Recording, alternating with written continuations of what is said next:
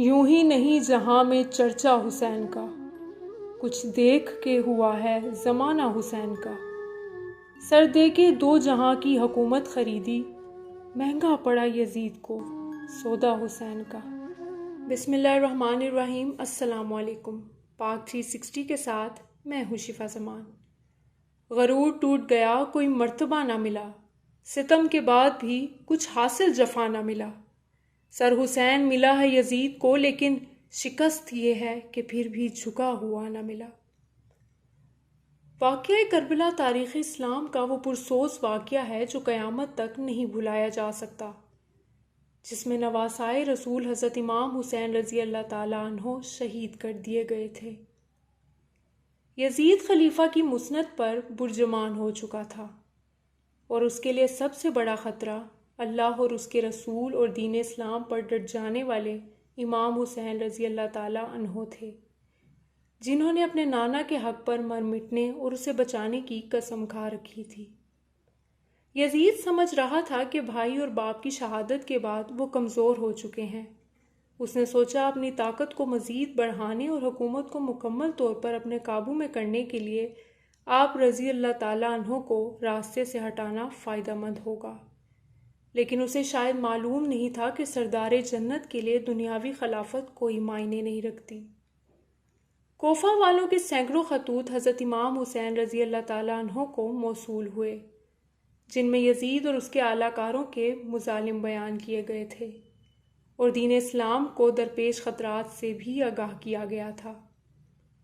ایک اطلاع آپ کو یہ بھی ملی کہ شراب نوشی عام ہو چکی ہے۔ اپنے والد امیر المومنین حضرت علی رضی اللہ تعالیٰ عنہ کی جائے شہادت اور اپنے لوگوں کی رہنمائی کے لیے آپ نے مدینہ سے کوفہ جانے کا فیصلہ کیا۔ حضرت امام حسین اپنے 18 اہل بیت اور 50 اصحاب کے ساتھ کربلا پہنچے۔ 8 ذی الحجہ کو آپ کو اپنے چاچا زاد بھائی مسلم بن عقیل کی شہادت کی خبر ملی، لیکن آپ نے اپنا سفر جاری رکھا۔ شاید آپ اپنے نانا حضرت محمد صلی اللہ علیہ وآلہ وسلم کی اس پیشن گوئی کا انتظار کر رہے تھے جس کا ذکر حضرت محمد صلی اللہ علیہ وآلہ وسلم نے اپنی زوجہ ام المومنین حضرت ام سلمہ سے کیا تھا۔ بخاری شریف کی روایت کے مطابق آپ نے ام سلمہ کو مٹی دی اور کہا تھا کہ یہ کربلا کی مٹی ہے، جب یہ سرخ ہو جائے تو سمجھ جانا کہ میرے جگر کا کوشہ اور میرے گھر کا پھول حسین ابن علی شہید کر دیا گیا ہے۔ حضرت امام حسین اپنے اہل بیت کے ہمراہ 2 محرم الحرام سن 61 ہجری کو کربلا پہنچے۔ بعض روایات میں آتا ہے کہ جب آپ کی سواری کربلا کے ریگستان میں پہنچی تو آپ کے گھوڑے پر ایک عجیب سی کیفیت طاری تھی، جیسے وہ آپ کو یہاں سے لے کر دور بھاگنا چاہتا ہو۔ آپ نے پوچھا یہ کون سا مقام ہے؟ تو معلوم ہوا یہ سرزمین کربلا ہے۔ آپ نے ارشاد فرمایا قافلوں کو یہاں روک دیا جائے، ہم یہیں پر قیام کریں گے۔ اصحاب نے آپ کے حکم کی تعمیل کی اور بنجر ریگستان میں خیمے لگا دیے گئے۔ آپ نے آسمان کی طرف دیکھ کر اللہ سے دعا کی، اے اللہ میرے نانا کے دین کی حفاظت فرما اور اسے زندہ اور آباد رکھ۔ آپ کو اطلاع مل چکی تھی کہ آپ کے چاچا زاد بھائی حضرت مسلم بن عقیل، جن کو آپ نے اپنا سفیر بنا کر کوفہ بھیجا تھا تاکہ وہ وہاں سے حالات معلوم کر کے آپ کو خبر دیں، ان کو نہایت بے دردی کے ساتھ شہید کر دیا گیا ہے۔ کوفہ کے لوگ جو آپ کو بار بار خطوط بھیج رہے تھے، وہ کوفہ کے گورنر ابن زیاد کے خفیہ لالچ سے مسلم بن عقیل کو تنہا چھوڑ چکے تھے، اور وہ کوفہ کی گلیوں سے بالکل ناواقف تھے۔ ابن زیاد کے ایک سپہ سالار نے ان کو امان کا وعدہ دے کر گرفتار کیا اور بعد میں انہیں کوفہ کے محل کی چھت سے دھکا دے کر شہید کر دیا۔ اپنے چاچا زاد بھائی کی شہادت اور کوفہ والوں کی بے وفائی کا افسوس آپ کو آگے بڑھنے پر مجبور کر رہا تھا، اور مقصد اتنا بڑا تھا کہ آپ پیچھے ہٹ نہیں سکتے تھے۔ حضرت امام حسین رضی اللہ تعالیٰ عنہ کو کوفہ سے سینکڑوں خطوط موصول ہوئے۔ ان کے جواب میں آپ نے مسلم بن عقیل کے ہاتھ جو خط بھیجا، اس کے الفاظ کچھ یوں تھے۔ آپ نے فرمایا میں اپنے خاندان کے سب سے بااعتماد چاچا زاد بھائی کو آپ کی طرف بھیج رہا ہوں تاکہ وہ مجھے آپ لوگوں کے حالات سے آگاہ کرے۔ اگر اس نے مجھے خبر دی کہ آپ لوگ وہی ہیں جنہوں نے مجھے خطوط لکھے تو میں آپ کے ہاں آؤں گا۔ امام صرف وہ ہے جو کتاب خدا پر عمل پیرا ہو، عدل قائم کرے، دین حق پر یقین رکھتا ہو اور اپنے آپ کو خدا کے لیے وقف کر دے۔ خیمے لگ چکے تھے۔ ترتیب کچھ یوں تھی کہ سب سے آگے پہلا خیمہ حضرت عباس کا تھا۔ حضرت عباس کا نام آتے ہی جو الفاظ ذہن میں آتے ہیں وہ ہیں وفا، سچائی، بہادری اور حق پر ڈٹ جانا۔ یہ ایسے شہید ہیں جو غازی کہلاتے ہیں۔ حضرت عباس حضرت علی رضی اللہ تعالیٰ عنہ کی دوسری بیوی ام البنی سے ہیں۔ حضرت عباس کربلا کے میدان میں حضرت امام حسین کی فوج کے علمدار تھے۔ یزیدی فوج 3 محرم الحرام کو فوج کے راستے میں پڑاؤ ڈال چکی تھی۔ حالات کشیدگی کی طرف جا رہے تھے۔ حضرت امام حسین نے اپنے اصحاب اور اپنے اہل بیت کو اکٹھا کیا اور آپ نے فرمایا، میں آپ سب لوگوں سے اپنی بیعت اٹھاتا ہوں، آپ آزاد ہیں، جانا چاہیں تو جا سکتے ہیں۔ سب نے کہا ہم آپ پر جان نثار کریں گے، اپنے خون کے آخری قطرے تک دین حق کے لیے لڑیں گے۔ یزید کی بیعت کا مطلب تھا کہ اس کے تمام اقدامات کی توثیق، جس کا دین اسلام متحمل نہیں ہو سکتا۔ لہٰذا آپ کے پاس 2 راستے تھے، یا واپس چلے جائیں یا حق پر رہتے ہوئے جنگ لڑیں۔ لیکن معلوم ہوا کہ واپسی کا راستہ یزیدی فوج بند کر چکی ہے۔ اب صرف جنگ تھی یا یزید کے ہاتھ پر بیعت۔ ابن زیاد قاضی کوفہ سے حضرت امام حسین کو باغی کہلوا کر قتل کا فتویٰ لے چکا تھا اور اس نے مزید فوج کربلا رواں کر دی تھی تاکہ یزید کی خوشنودی حاصل کر سکے۔ روایات کے مطابق حضرت امام حسین کے 72 افراد کے مقابلے میں ابن زیاد نے 4 محرم سن 61 ہجری کو بہت بڑی فوج کا لشکر لیا اور کوفہ سے روانہ ہو گیا۔ حضرت امام حسین کے ساتھ یزیدی فوج کے مذاکرات جاری تھے۔ 7 محرم الحرام کو یزیدی فوج نے طاقت کے نشے میں مست ہو کر امام حسین کو پیغام بھیجا، آپ اپنے خیمے پانی کے قریب سے اٹھا لیں، اور راستے میں یزیدی فوج کو بٹھا دیا گیا۔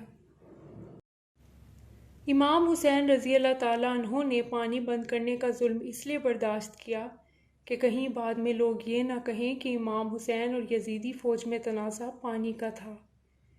آپ نے ظلم برداشت کیا اور خیموں کو پانی سے دور لے گئے۔ صحرا میں لوگ پانی کی پیاس سے تڑپنے لگے۔ لوگوں نے پانی کا تقاضا کیا لیکن یزیدی فوج ان پر پانی بند کر چکی تھی۔ بچوں سے زیادہ دین اسلام کی فکر تھی۔ حضرت امام حسین رضی اللہ تعالیٰ عنہ کسی صورت میں یزید کے ہاتھوں بیعت کرنے کو تیار نہیں تھے۔ امام حسین رضی اللہ تعالیٰ عنہ نے فرمایا، ہمارا راستہ چھوڑ دو، ہم کوفہ یا کہیں اور چلے جاتے ہیں۔ یزیدی فوج نے کہا یا تو بیعت کر لیں یا جنگ کے لیے تیار ہو جائیں۔ بعض روایات کے مطابق 9 محرم کو یزید کی فوج میں مزید اضافہ کر دیا گیا، جو حضرت امام حسین کے 72 جانثاروں سے مقابلہ کرنے آئے تھے۔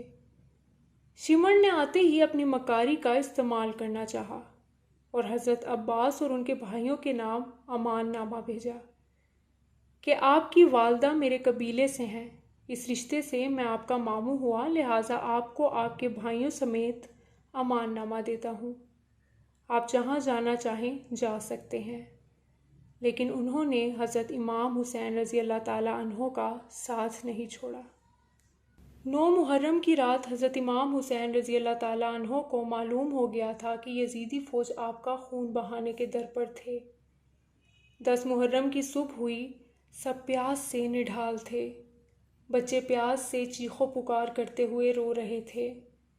حضرت امام حسین رضی اللہ تعالیٰ عنہ کی 4 سالہ بیٹی بی بی سکینہ پیاس سے نڈھال تھیں۔ حضرت عباس یہ دیکھ کر پانی کے لیے روانہ ہو گئے۔ یزیدی دشمن گاٹھ لگائے بیٹھے تھے۔ حضرت عباس کسی طرح پانی تک پہنچنے میں کامیاب ہو گئے۔ مشکیزہ پانی سے بھرا، آپ واپس گھوڑے پر سوار ہو گئے کہ کسی تیر انداز نے تیر مارا اور مشکیزے سے پانی ضائع ہونے لگا۔ آپ نے جس ہاتھ میں تلوار پکڑی تھی اس ہاتھ کا استعمال کرتے ہوئے پانی کو ضائع ہونے سے روکا۔ اور اس بات کا فائدہ اٹھاتے ہوئے دشمن نے ان پر حملہ کر کے ان کا ہاتھ شہید کر دیا اور دوسرا بازو بھی شہید کر دیا گیا۔ لیکن آپ ابھی بھی زندہ تھے کہ ایک بدبخت نے آپ کے سر مبارک پر پیچھے سے حملہ کیا اور آپ وہیں شہید ہو گئے، اور ایک ایک کر کے حضرت امام حسین رضی اللہ تعالیٰ عنہ کے سبھی ساتھیوں کو شہید کیا جا رہا تھا۔ بالآخر آپ لڑنے کے لیے کربلا کے میدان میں اترے۔ 10 محرم عصر کا وقت تھا۔ آپ گھوڑے سے اترے اور نماز کے لیے کھڑے ہو گئے۔ حضرت امام حسین کی نماز میں مصروف ہونے پر وہ حملہ کرنے کی جرأت جٹا پائے اور چاروں طرف سے آپ پر تیروں کی برسات کر دی گئی۔ نماز میں مصروف ہونے کی وجہ سے حضرت امام حسین رضی اللہ تعالیٰ عنہ کو تیروں کی تکلیف کا اندازہ نہ تھا۔